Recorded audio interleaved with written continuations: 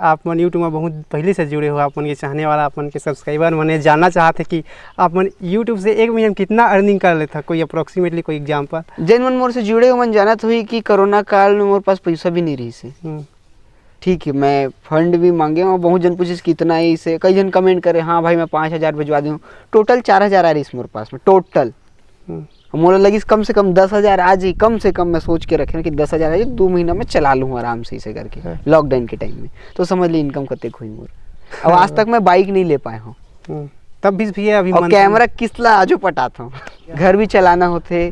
ठीक है, और शूटिंग में जाए बार बाइक सबसे ज़्यादा आजकल ट्रांसपोर्टेशन बहुत ज़्यादा ज़रूरी है। ठीक है, तो सोच मैं बाइक नहीं खरीद पाया आज तक। मैं वो साइकिल है वो मोर भांचा के जिम घूमता हूँ। इतना दिन से जुड़े हुए फिर भी यूट्यूब में। हाँ तो कैसे करबे, उतना इनकम लोग ला लगते।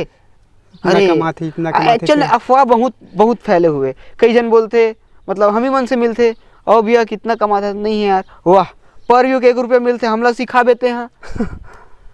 मतलब तो कई जन नया नया यूट्यूबर मैंने नहीं पता कहाँ कौन से वेबसाइट से देख के आ जाते। एक्चुअली देखते एक रेशियो के हिसाब से वो यूएस के देखते, और यूएस के रेट अलग है, एड रेट हमारे इंडिया के अलग है, ऊपर से सेंट्रल वगैरह ये मन रीजनल में और रेवेन्यू गिर जाते।